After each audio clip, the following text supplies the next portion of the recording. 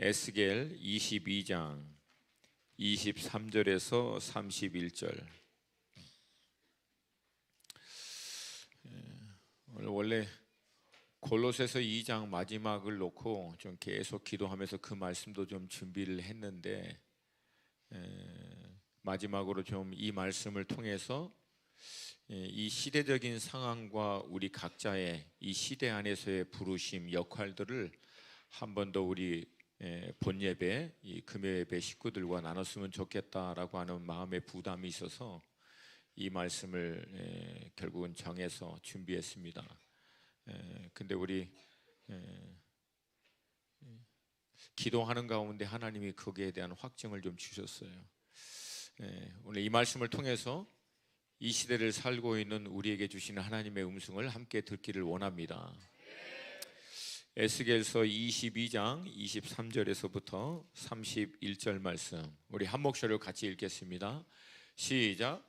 여호와의 말씀이 내게 임하여 이르시되, 인자야, 너는 그에게 이르기를, 너는 정결함을 얻지 못한 땅이요 진노의 날에 비를 얻지 못한 땅이다 하라.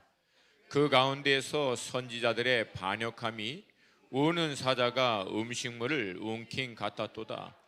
그들이 사람의 영혼을 삼켰으며 재산과 보물을 탈취하며 과부를 그 가운데 많게 하였으며, 그 제사장들은 내 율법을 범하였으며 나의 성물을 더럽혔으며 거룩함과 속된 것을 구별하지 아니하였으며 부정함과 정한 것을 사람이 구별하게 하지 아니하였으며 그의 눈을 가리어 나의 안식일을 보지 아니하였으므로 내가 그들 가운데에서 더럽힘을 받았느니라.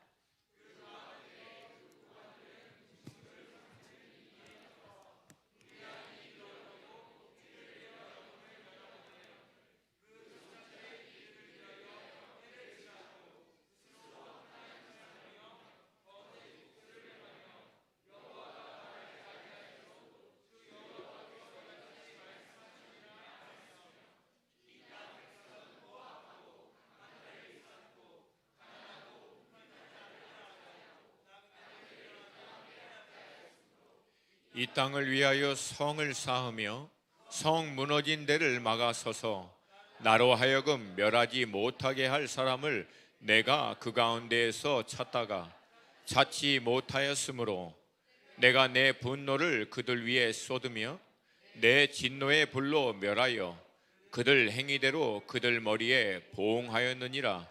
주 여호와의 말씀이니라 하라. 아멘.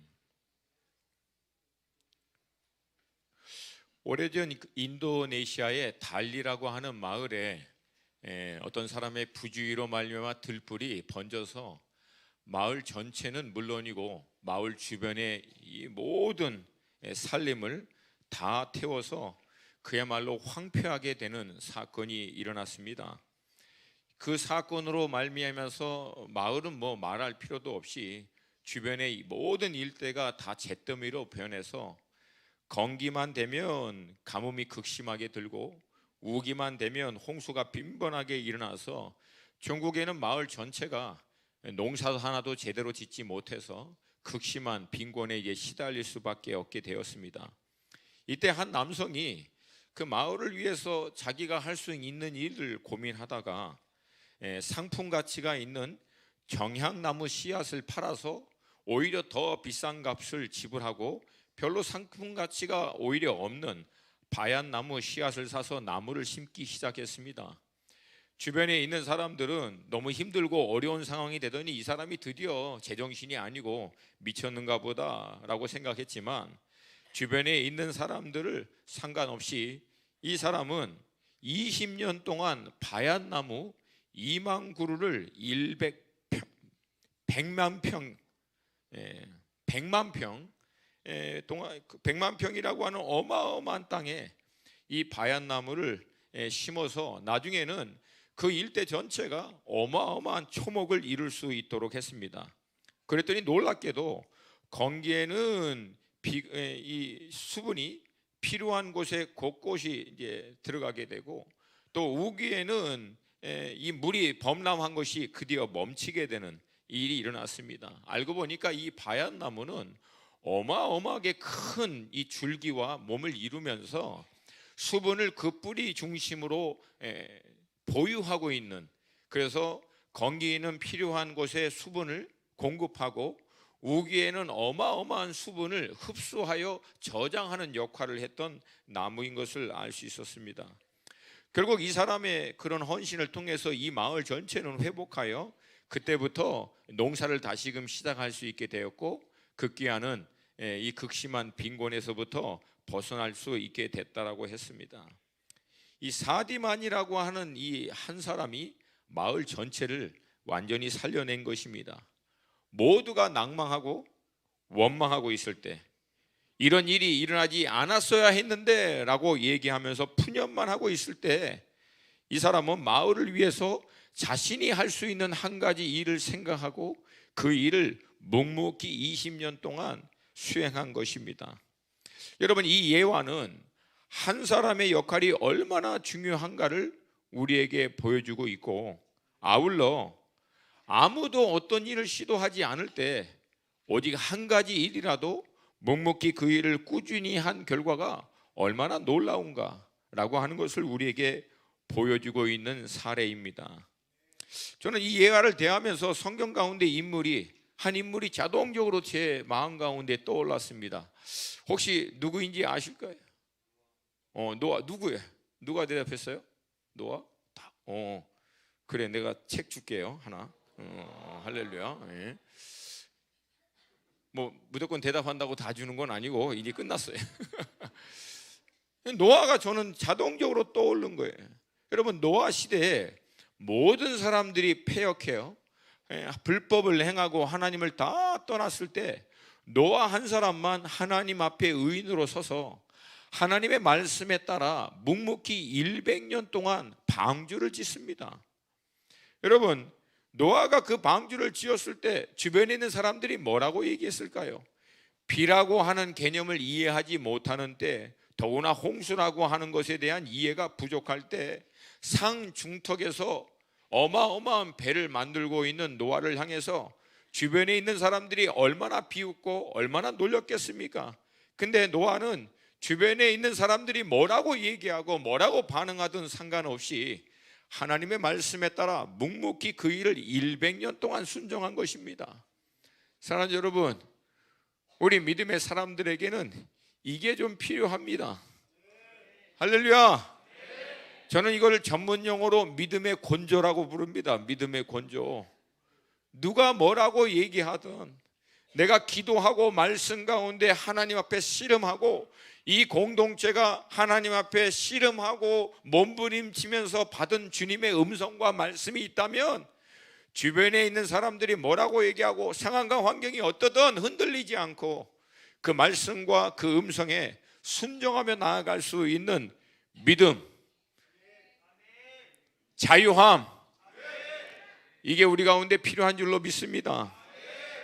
여러분, 한 사람이 이 온전한 순종을 통해서 마치 이 사디만이라고 하는 사람이 온전한 헌신을 통해서 마을 전체를 살린 것과는 비교할 수 없을 정도로 이제 그 헌신이 하나님의 손에 붙들리니까 인류가 멸망할 수밖에 없는 그 상황에서도 인류를 다시 시작할 수 있는 놀라운 통로로 하나님은 노아를 사용하십니다.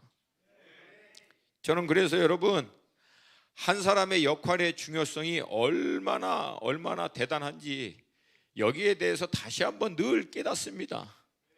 여러분, 한 인생이 예수 그리스도의 십자가의 복음을 통해서 정말 거듭남과 동시에 주님 안에서 자기가 얼마나 존귀한 존재인지를 깨닫고 그 존재론적 의미 안에서 이제 나는 무엇을 위해서 살아야 할 것인가, 하나님의 창조와 구원의 목적, 우리 고목사님이 얘기하신 데스티니를 발견하고 그 데스티니를 온전히 이루는 삶으로 들어가게 되면 그 한 사람이 줄 수 있는 영향은 여러분 무한대인 줄로 믿습니다. 결코 그 한 사람의 인생 하나로 제한되지 않습니다. 그 한 사람을 통하여 가정이 변화될 것이고, 그 사람이 속한 기업이 변화될 것이고, 도시가 변화될 것이고, 나라가 변화될 것이고 급기야는 그 사람이 살고 있는 시대가 바뀔 줄로 믿습니다. 여러분, 제 안에는 영적인 어떤 그런 욕심이 있어요. 노아가 그때 하나님 앞에 온전한 자로 은혜 입은 자로 섰더니 노아 한 사람을 통해서 하나님이 시대를 바꿨다면 나 한 사람을 통해서 하나님이 가정을 변화시키고 시대도 변화시킬 수 있다. 이게 믿음입니다. 이게 믿음입니다. 내가 열심히 해서 노력하고 몸부림치면 할 수 있겠거니 생각하는 것을 하는 것을 믿음이라고 얘기하는 것이 아니라 나는 도저히 꿈꿀 수도 없고 상상할 수도 없지만 나의 믿음을 통해서 하나님은 이 시대 가운데서도 놀라운 제한받지 않는 하나님의 일을 행할 수 있다.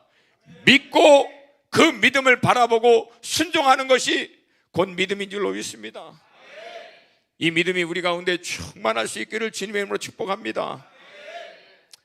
오늘 본문은 하나님께서 스스로 이 한 사람의 역할이 얼마나 중요한지를 직접적으로 하나님이 언급하신 말씀입니다. 이 에스겔 말씀을 우리 끼니를 통해서 오랜 동안 묵상했지만 다시 한번 이 말씀의 배경을 나누길 원합니다. 이스라엘은 첫 번째 왕 사울을 건너 다윗과 솔로몬에 이르기까지 통일 왕국을 이루면서 이스라엘 역사 가운데 가장 강대한 나라를 이룹니다.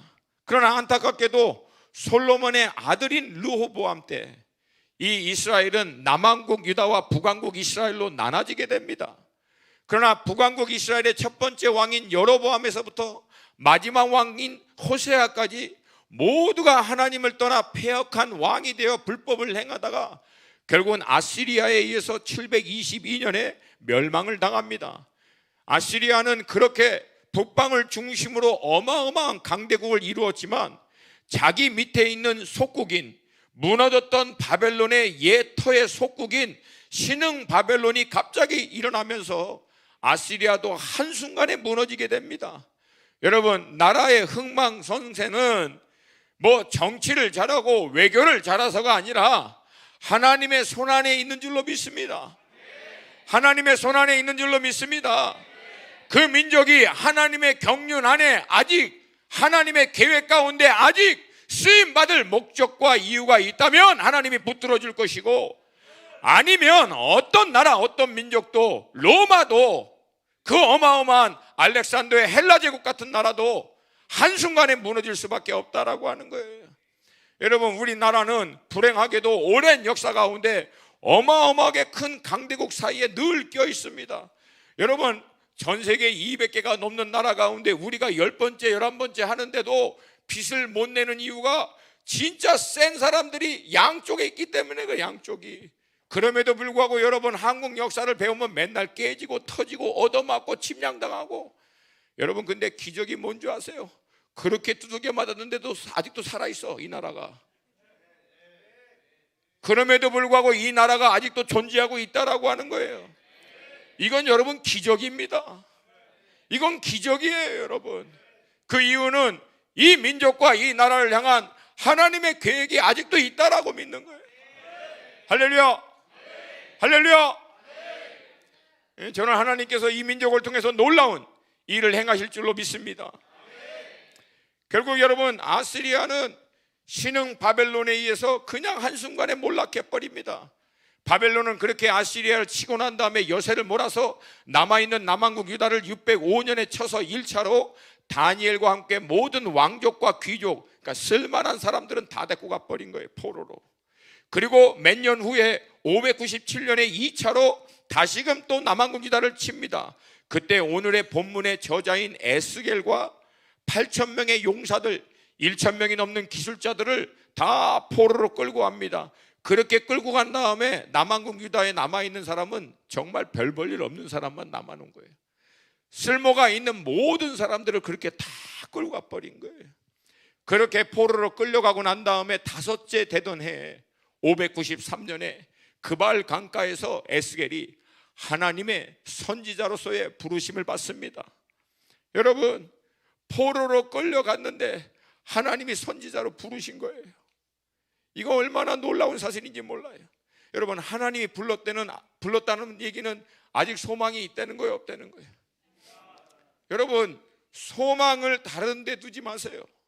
하나님이 말씀하고 계신다, 하나님이 내게 오셨다, 만나주신다, 역사해 주신다, 만져주신다, 나를 위로해 주신다, 이게 소망이라는 거예요. 여러분, 정말 절망은 하나님이 나를 내버려 두는 거예요. 아무 말도 하지 않는 거예요. 위로도 하지 않고 격려도 하지 않고 어떤 것도 없을 때, 그게 믿는 사람에게 있어서 영적으로 가장 절망입니다. 근데 만약에 살아계신 하나님이 예배 가운데, 찬양 가운데, 말씀과 기도 가운데 여러분에게 말씀하시고 위로하시고 여러분을 만지시고 계시다면, 하나님은 아직도 여러분, 우리 한 사람 한 사람을 향해서 소망을 포기하지 않은 것이라는 거예요. 믿으십니까? 믿으십니까? 특별히 하나님이 제 안에 그런 감동을 주세요. 이 자리에 이 소망을 내려놓고자 하는 자들, 여러분 내려놓지 마세요. 여러분 이 자리에 나와 있는 게 여전히 하나님이 여러분을 향해서 소망을 갖고 계시다는 뜻이에요. 좌우에 계신 분하고 선포하시겠습니다. 하나님은 당신에게 소망을 두고 계십니다.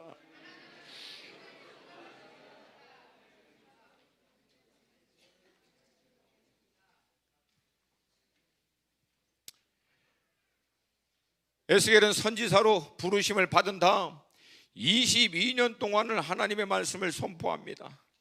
특별히 오늘 본문은 아직 남아있는 남한국 유다, 이 유다를 하나님이 심판할 수밖에 없는 이유에 대해서 굉장히 상세하게 설명하고 있는데, 특별히 제가 이 말씀을 굉장히 집중해서 보신 이유는, 우리가 익히 익숙한 한 구절의 말씀도 있지만, 그것보다도 이 말씀을 묵상할 때 이 말씀의 배경과 지금 우리나라가 처해 있는 배경과 너무 똑같다라고 하는 거예요. 너무 똑같다라고 하는 거예요. 그래서 오늘 이 말씀을 통해서 당시 시대적인 배경과 함께 우리가 살고 있는 이 시대 가운데 하나님의 자녀들에게, 백성들에게 주시는 하나님의 음성을 함께 들을 수 있기를 원합니다.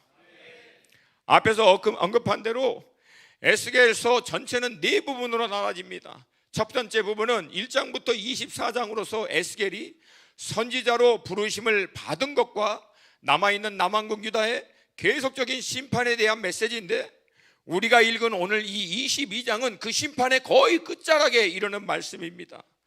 특별히 오늘 본문은 이 심판에 대한 말씀 가운데서도 구체적으로 하나님이 왜 심판을 하시는지, 심판을 받을 수밖에 없는 영적인, 정치적인, 그리고 일반 백성 안에서의 모든 전체적인 흐름을 정확하게 설명하고 있습니다.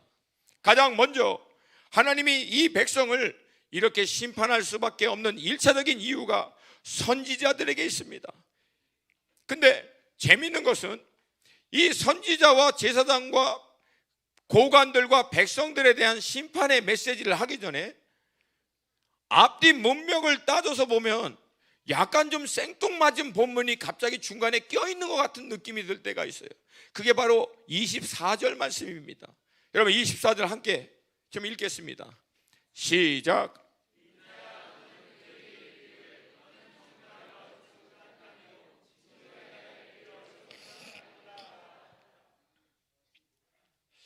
사람이 죄를 지어서 하나님이 그 패역함으로 말미암아 심판할 수밖에 없는 것들을 쭉 얘기하다가 갑자기 땅을 향해서 마치 저주받은 땅처럼 하나님이 선포합니다.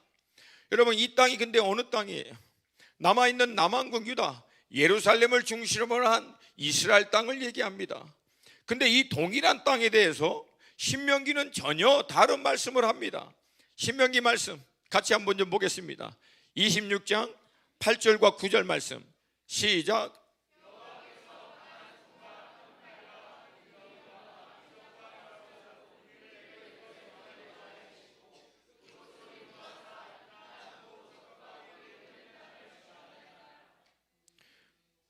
젖과 꿀이 흐르는 땅이었는데 갑자기 이 젖과 꿀이 흐르는 땅이 정결함을 얻지 못하는 땅, 진노의 날에 비를 얻지 못하는 땅, 이 저주받은 땅으로 완전히 바뀐 거예요.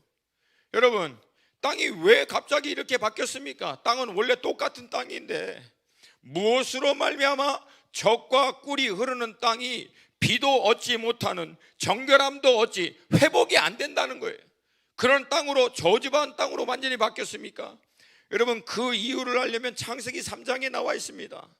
창세기 3장에 아담과 하와가 죄를 지은 다음 하나님은 아담과 하와의 죄 문제를 아담과 하와에게만 제한하지 않습니다. 그 죄의 영향력이 어디까지 흘러가고 있는지를 정확하게 말씀하고 계십니다. 우리 17절부터 19절 같이 읽습니다. 시작. 아담에게 이르시되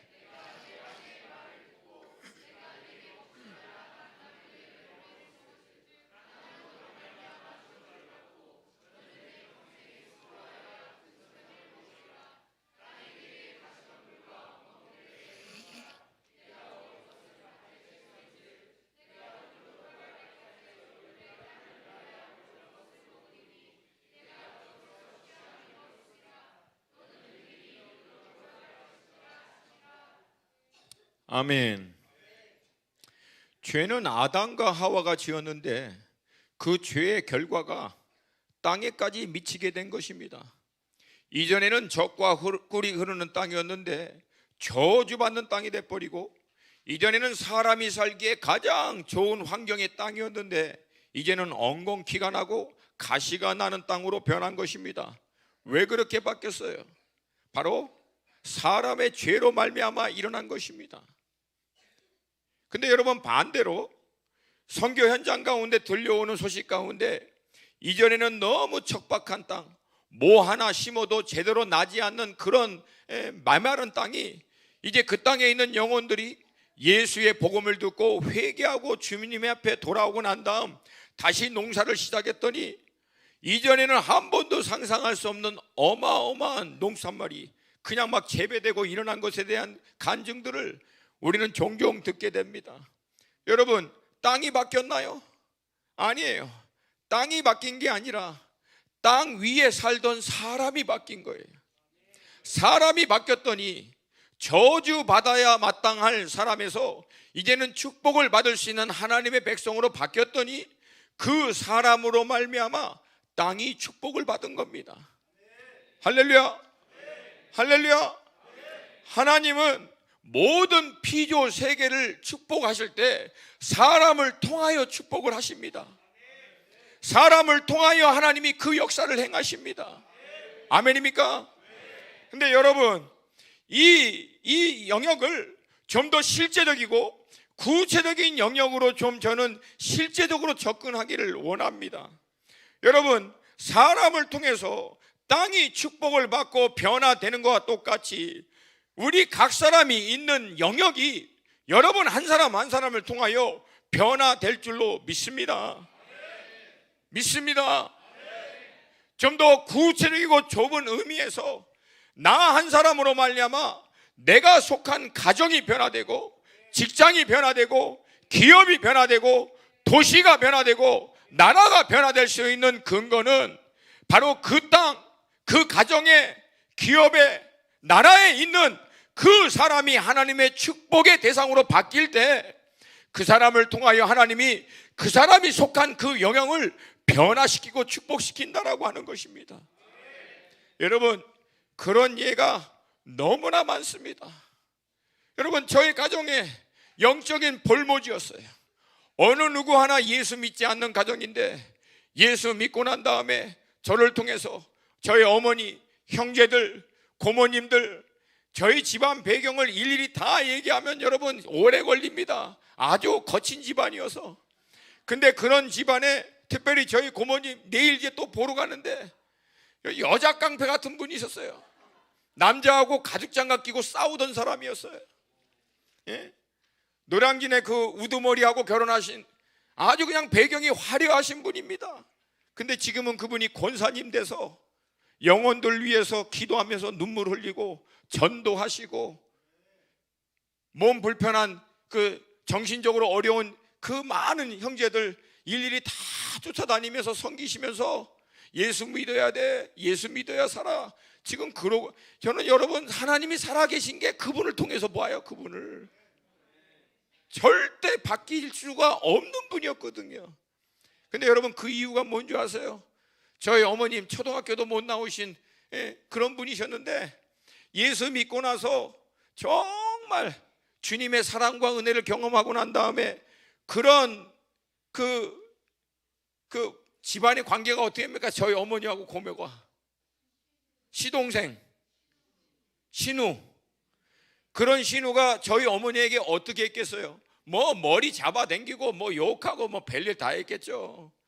그거 숨어 시집살이 하면서 다 겪었던 거예요.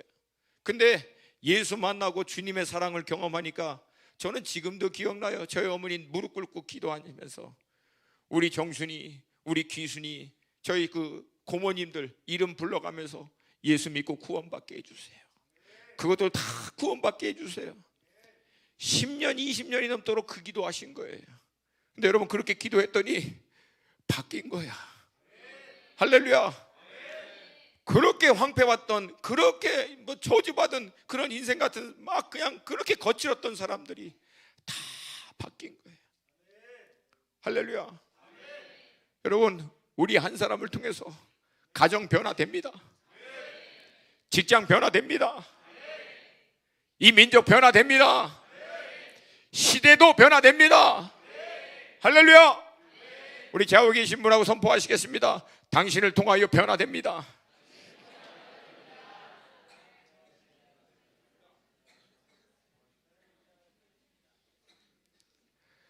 안타깝게도 남아있는 이 남한국 유다는 하나님의 축복을 흘러보낼 수 있는 통로가 되는 사람들이 남아있는 게 아니라 하나님의 진노를 부를 수밖에 없는 사람들만 남았습니다.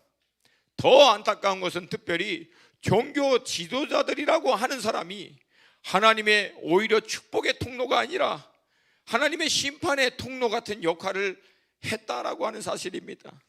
25절 말씀입니다. 우리 함께 읽겠습니다. 25절 시작.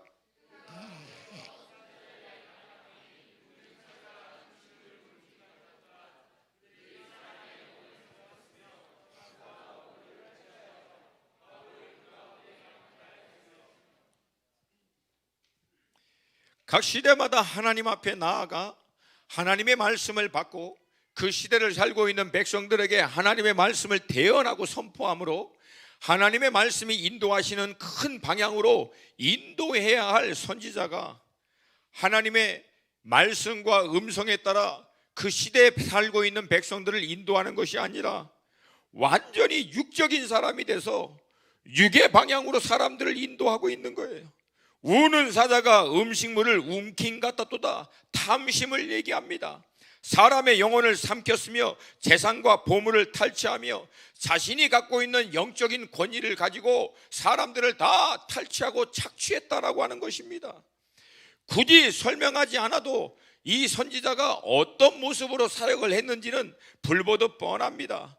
영적인 권위를 가지고 자신의 육신의 만족을, 자신의 육신의 욕심을 추구하는 모습이에요. 그러니 여러분, 백성 전체가 하나님의 음성과 인도하시는 큰 방향이 아니라 멸망할 수밖에 없는 육신의 방향으로 흘러갈 수밖에 없다라고 하는 것은 불보듯 뻔한 그런 모습입니다. 그 다음은 제사장입니다. 26절이에요. 26절 말씀 시작.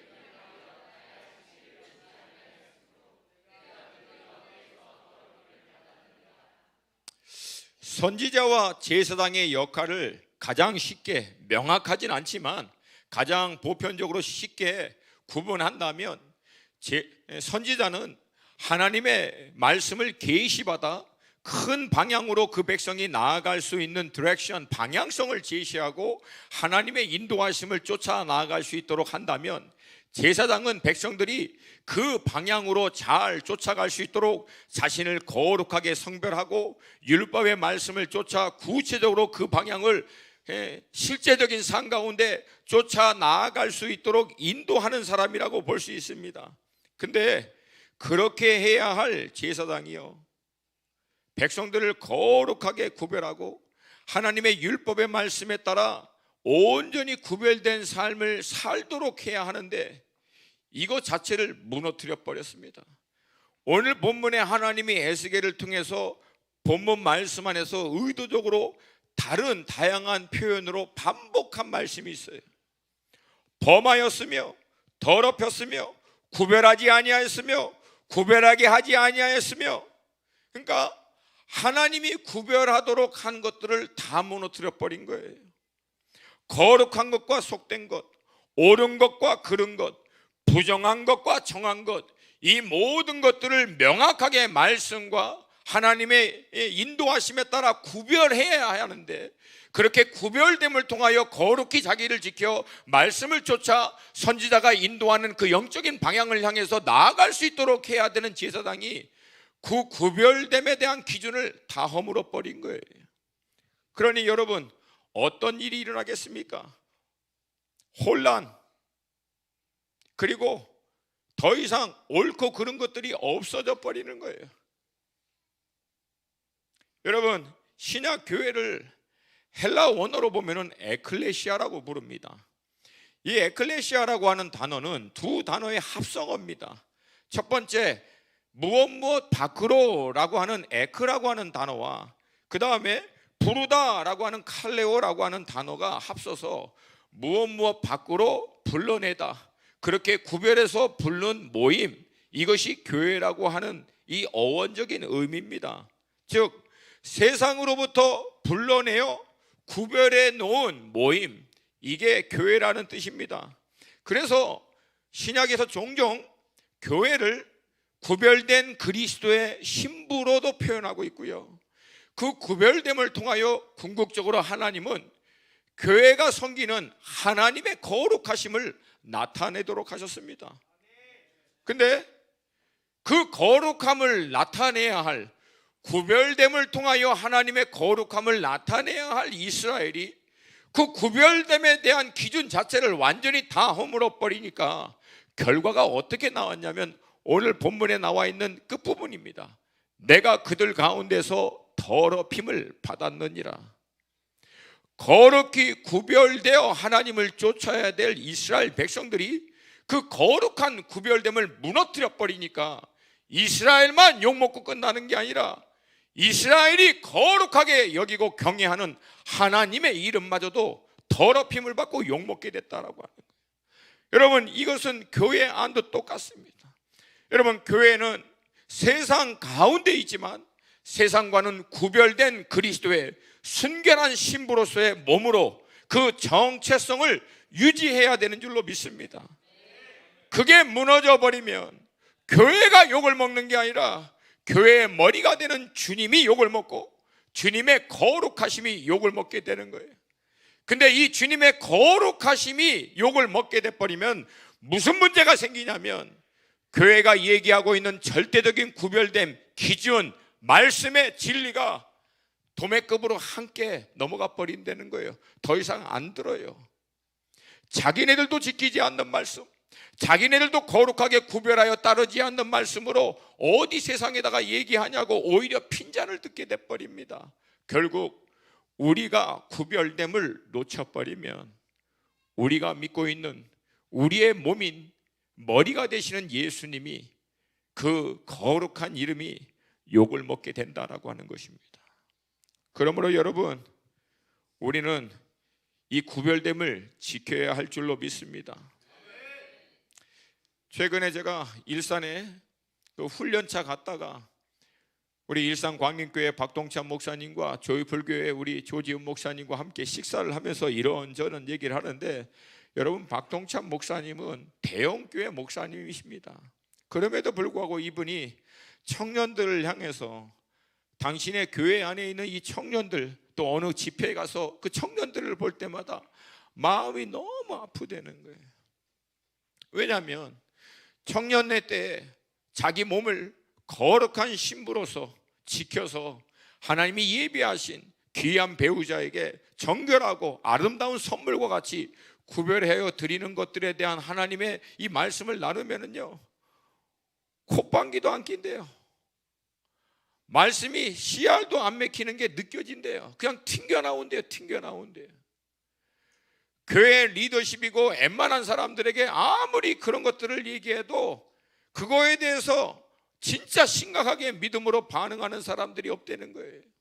여러분, 이전에는 우리가 어떻게 하든지 주님을 만나기 이전에 온전한 믿음으로 우리가 주님 앞에 헌신하기 이전에는 우리가 어떻게 살았는지 몰라도 어떻게 살았건 불보듯 뻔하지.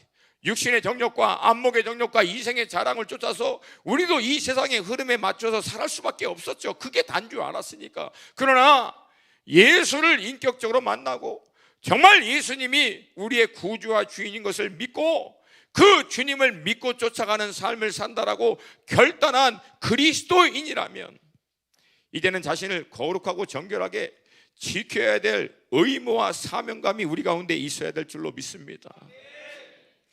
근데 여러분, 이게 없어져요. 왜 없어지냐면 제사장부터 이걸 무너뜨려 버렸어. 저는 목회자 한 사람으로서 참 최근 일어나고 있는 정말로 안타까운 일들에 대해서 정말 여러분에게 사과합니다. 이건 뭐라고 얘기할 방법이 없어요.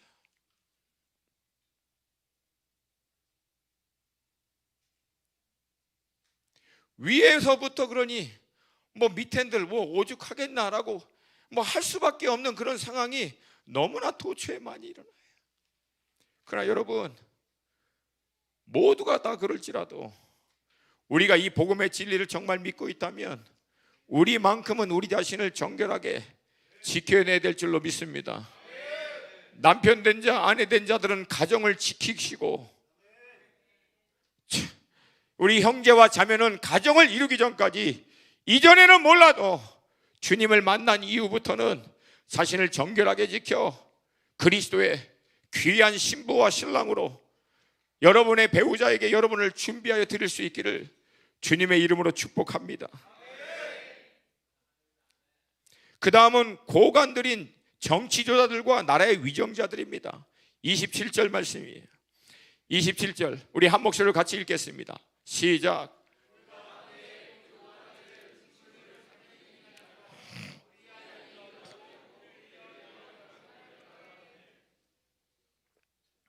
굳이 설명을 드리지 않아도 당시 지도자들이 어떻게 했는지 너무나 분명히 볼 수 있습니다. 이리같이 힘없고 약한 백성들의 것을 착취하고 뜯어먹는, 오히려 백성을 섬기고 그들을 위해서 헌신해야 할 위정자들이 오히려 백성들을 이용하여 자신의 이익의 도구로 사용한 것이에요. 더 안타까운 것은 그렇게 하는 고관들, 위정자들과 나라의 정치가들을 하나님의 말씀으로 대언하며 회개하도록 해야 하는 역할을 해야 한 영적 지도자가 오히려 그들과 함께 오히려 같이 흘러가고 있다라고 하는 거예요. 그게 28절 말씀입니다. 28절 시작. 그 선지자들이 그들을 위하여 회를 칠하고 스스로 허탄한 이상을 보며 거짓 복수를 행하며 여호와가 말하지 아니하였어도 주 여호와께서 이같이 말씀하시니라. 흔히 말하는 종교와 정치가 결탁하여 악을 행하며 자신들의 이익을 위해서 종교 지도자들은 영권을 사용하고 정치 지도자들은 자신의 권세들을 사용하여 나머지 밑에 있는 모든 백성들을 차치하는 거예요. 여러분, 나라가 이쯤 되니까 나머지 백성들은 어떻겠습니까? 나머지 백성들은 불보듯 뻔한 거예요. 그게 29절 말씀입니다. 29절 우리 같이 29절 보겠습니다. 시작.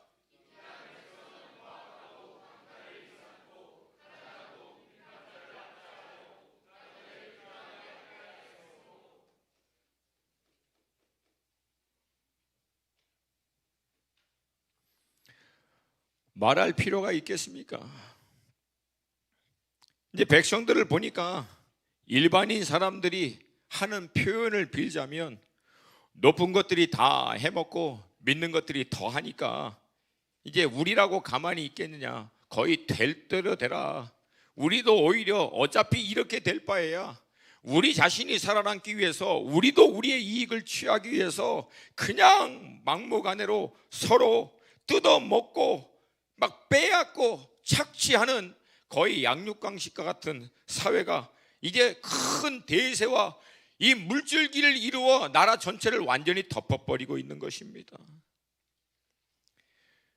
여러분, 지금 한국 사회를 보면은 이런 불신과 상한 마음으로 말미암아 안타까운 부정적인 대세가 큰 물줄기를 이루어 흘러가고 있는 것을, 나라 전체를 덮고 있는 것을 볼 수 있습니다. 그러나 여러분, 우리가 대하고 있는 이 당시나 그리고 앞에 언급했던 노아의 시대나 항상 여러분 대세는 늘 하나님을 대적하는 때가 많았습니다. 노아가 살고 있는 그때에도 모두가 하나님을 떠나서 생각과 행하는 모든 것들이 하나님 앞에 패역한 그때에 그 어마어마한 대세의 흐름 가운데서도 여러분, 그러나 노아는 하나님께 은혜를 입은 자로, 당대의 완전한 자로, 하나님 앞에 의인으로 섰기 때문에 하나님은 이 노아를 통해서 그 시대의 대세를 바꿔버립니다. 그 시대의 물줄기를 바꿨어요. 사랑하는 여러분, 모두가 악을 이루고 있는 이때, 모두가 다 그렇게 행하고 있는 이때, 여러분, 우리는 두 가지 선택을 해야 합니다. 마치 죽은 물고기가 큰 물줄기의 흐름에 휩쓸려 결국은 떠내려 가던가, 아니면 살아있는 물고기가 돼서 그 대세의 물줄기를 거슬러 하나님의 의의 진리의 말씀을 쫓는 자들로 살아남기 위해서 몸부림치던가. 여러분, 우리는 이 둘 중에 하나를 해야 할 줄로 믿습니다. 그러나 여러분, 노아 한 사람 한 사람이 각 시대마다 그런 하나님의 사람들이 그 대세를 거슬렸던 믿음의 싸움을 싸웠기 때문에 기독교는 존재했고요, 교회는 살아남았다라고 하는 거예요. 여러분, 하나님이 진짜 이 땅을 심판할 수밖에 없는 이유는 모든 사람들이 대세를 이루어 악을 행했기 때문에 심판하는 것이 아니라 그 대세의 흐름 가운데 서서 하나님의 심판을 막을 수 있는 한 사람이 없기 때문에 결국은 하나님이 심판하셨다고 얘기합니다. 그게 30절과 31절이에요. 30절과 31절 말씀 같이 보겠습니다. 시작. 이 땅을 위하여 성을 쌓으며 성 무너진 데를 막아서서 나로 하여금 멸하지 못하게 할 사람을 내가 그 가운데서 찾다가 찾지 못하였으므로 내가 내 분노를 그들 위해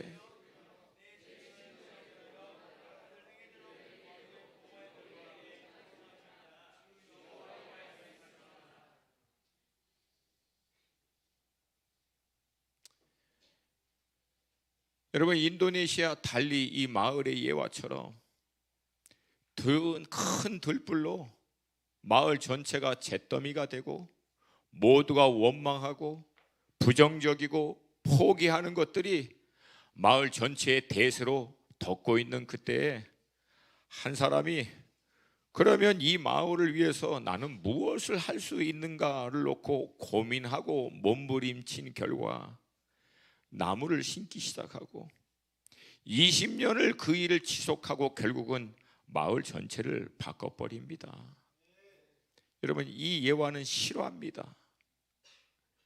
여러분, 그래서 지금 우리에게는 이런 한 사람이 필요합니다. 모두가 부정적인 말을 하고 비판하고 원망할 때 이러한 대세의 흐름 가운데서도 성 무너진 그곳을 서서 막아낼 수 있는 한 사람이 우리에게 정말 필요한 줄로 믿습니다. 남들은 다 그렇게 한다라고 할지라도 어차피 이것이 대세가 돼서 결국은 그렇게 흘러간다라고 할지라도 우리 수준에서 이 어마어마한 흐름 가운데 우리가 기껏 해봐야 뭘 어떻게 바꿀 수 있겠느냐라고 생각이 들지라도 이 땅 황폐한 곳에 서서 이 황폐한 땅 때문에 원망하고 부정하고 탄식하고 포기할 것이 아니라 의의 나무가 되어 황폐한 땅에 서서 그 땅을 바꿀 수 있는 일을 시작할 한 사람이 우리에게 필요한 줄로 믿습니다. 지금은 우리가 초라하고 다 휩쓸고 어차피 그렇게 그 방향으로 흘러가는 것처럼 보이고, 아무리 우리가 애를 써도 이 대세를 바꿀 수 없다라고 보일지라도, 여러분, 성경은 그 작은 겨자씨 하나를 통해서 하나님은 결국은 하나님의 나라를 이룰 것이고, 다 잘리고 문둥거리만 남아있는 그루터기를 통해서도 하나님은 새로운 하나님의 의의 나무를 세울 수 있는 분이라고 성경이 말씀하시고 있기 때문에, 우리는 하나님이 우리 각자에게 허락하신 가정과 직장과 사업과 삶의 터전의 황폐한 자리에서 하나님의 의의 나무로 심기어 의의 열매를 맺는 여러분과 제가 되어야 될 줄로 믿습니다. 여러분, 지금은 더 이상 비판하고 더 이상 부정적인 말을 할 때가 아닙니다. 그리고 우리에게 오히려 반대로 허락하신 자리에서, 그렇다면 나는 하나님이 내게 허락하신 이 부르심의 자리에서 무엇을 할 수 있는가? 나는 무엇을 하나님이 내게 하기를 원하시는가를 하나님 앞에 고민하며 발견하고 그 믿음의 씨를 뿌려야 할 때인 줄로 믿습니다. 여러분, 제 안에는 늘 딜레마가 있습니다.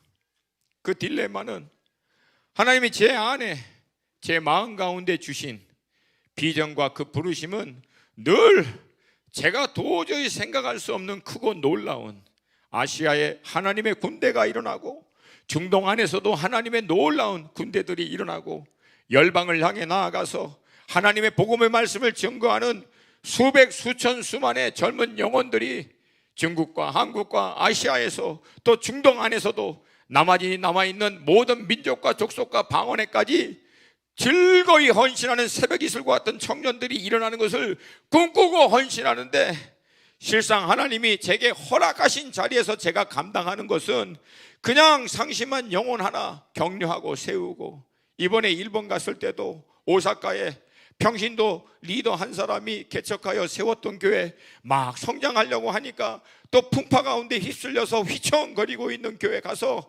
위로하고 같이 먹으면서 대접하며 섬기면서 잘할 수 있다고, 하나님이 역사하신다고, 믿음으로 포기하지 말라고,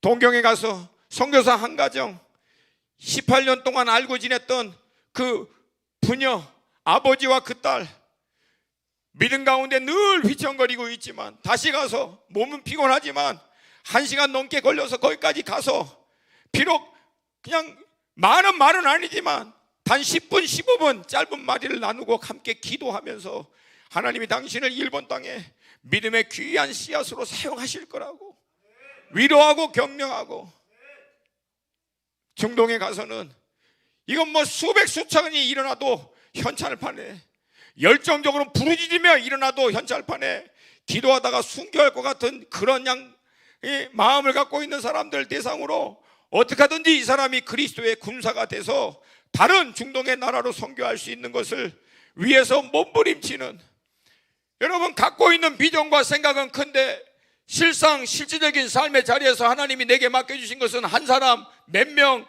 그래봐야 몇십 명, 이 소수의 사람들일 때 이 엄청난 갭 때문에 늘 딜레마가 있어요. 그러나 여러분, 제가 믿습니다. 나는 순종하고 하나님은 역사하신다는 거예요. 나는 순종하고 하나님은 역사하신다는 거예요. 1명, 2명, 10명, 20명 이것 쫓아다녀서 언제 아시아의 군대가 일어나고 언제 중동과 민족과 나라와 복음이 다 주님 앞에 돌아올 수 있는가? 나는 몰라요. 나는 몰라. 그러나 하나님이 내게 허락하신 것을 순종하면 그 순종의 겨자씨를 통해서 하나님은 의의 큰 나무를 결국은 모든 나라와 민족 가운데 이루실 거라고 하는 믿음이 있다라고 하는 거예요. 아멘입니까? 아멘입니까? 하나님, 내가 우리 직장을 위해서 뭘 할 수 있겠습니까? 하나님, 내가 처한 이 학교에서 뭘 할 수 있겠습니까? 하나님, 내가 살고 있는 이 도시, 지금 이 시대에 이런 내가 뭘 할 수 있겠습니까? 사랑하는 여러분, 그러나 하세요. 겨자씨만한 여러분이라도 여러분으로 믿음의 씨를 뿌리세요. 그 위에 눈물을 뿌리세요. 의의 열매를 맺을 때까지 뿌리세요. 그러면 그런 작은 믿음의 수고를 통해서 하나님은 의의 큰 나무를 이 땅 가운데 푸르르게 이루게 되실 줄로 믿습니다.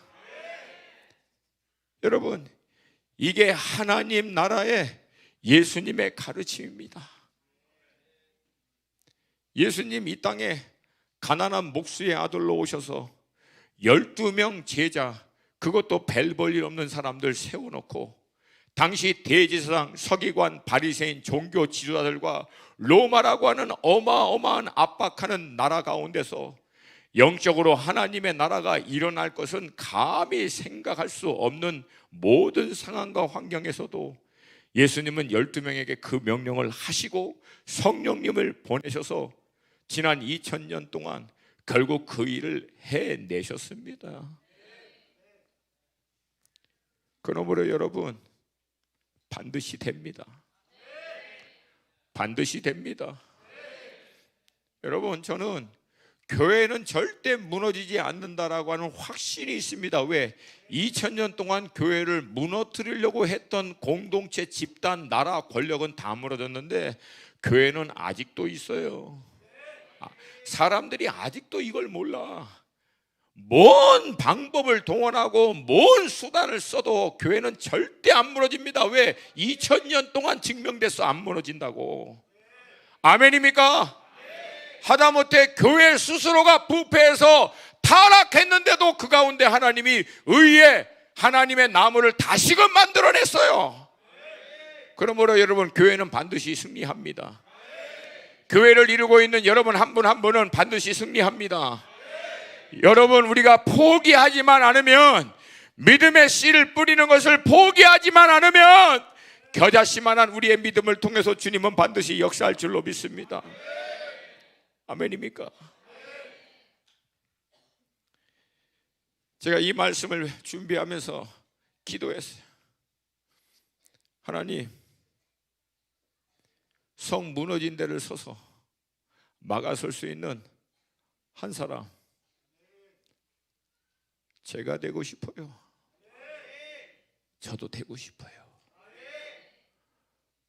자격은 모르겠어요. 여러분, 나도 자격 따지고 그런 거 따지면 나도 그 대답 못해요. 여러분, 내가 뭐가 있다고 나는 자격이 된다고 얘기할 수 있겠습니까? 여러분, 그러나 주님은 우리에게 자격을 묻는 게 아니라 믿음으로 그것을 하겠느냐고 묻는 거예요. 할렐루야. 자격을 묻는 게 아니라 네가 하겠느냐고 묻는 거예요. 믿음으로 취할 수 있는 여러분과 제가 되기를 주님의 이름으로 도전드립니다. 우리 기도드리겠습니다.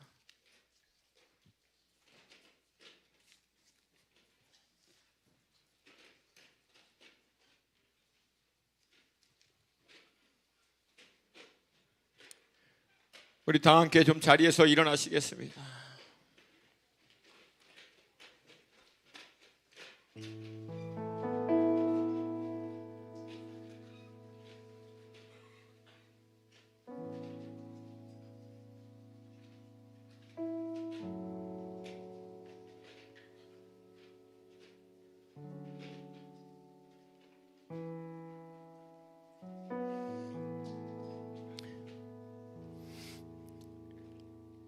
여러분, 우리 하나님은 위대하십니다.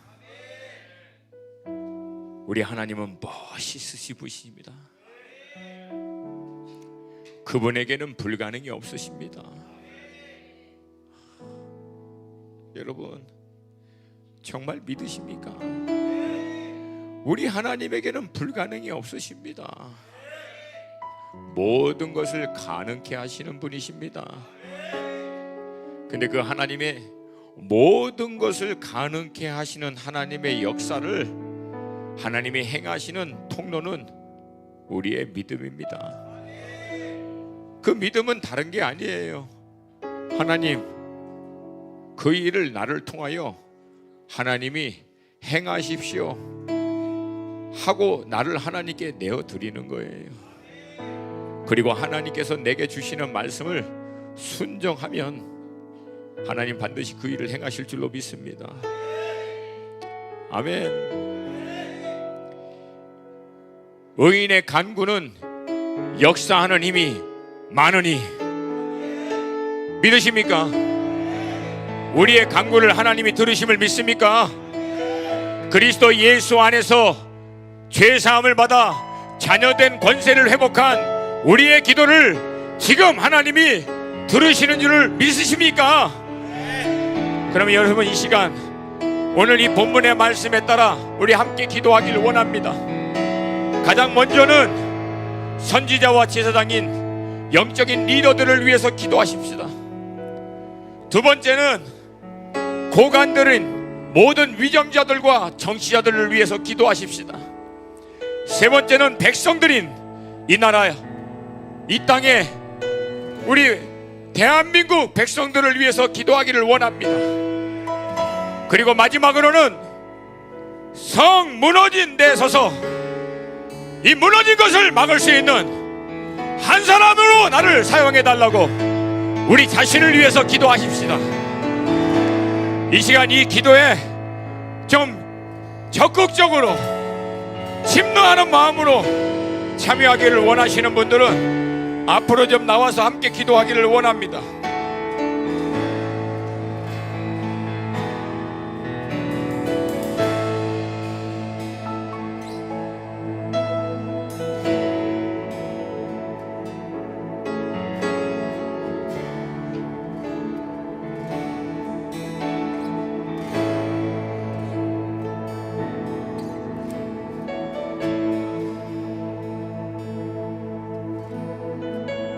이 시간 우리 가장 먼저 이 나라의 영적인 지도자들을 위해서 기도할 때, 오늘 골로새서 2장 마지막 말씀을 보면은 모든 율법, 모든 안식일, 제사, 규례, 이 뭐 천사 숭배, 이거 다 한마디로 하면 잡다한 것이에요. 이 잡다한 거 다 빼고 머리 대신 예수 그리스도, 머리 대신 예수 그리스도, 머리 대신 예수 그리스도. 하나님, 목회자들 가운데 복음의 능력을 회복시켜 주시옵소서. 예수 그리스도를 향한 열정이 회복되게 하옵소서. 주님을 향한 거룩한 열정이 회복되게 하여 주시옵소서. 이 모든 영적인 지도자들 가운데 있는 잡다한 모든 것들을 성령의 불로 태워주시고 복음과 주를 향한 열정이 그들을 충만하게 하여 주시옵소서. 잃어버린 영혼들을 향한 주님의 마음으로 충만하게 하여 주시옵소서. 우리 주님의 이름 세 번 부르고 기도합니다. 주여!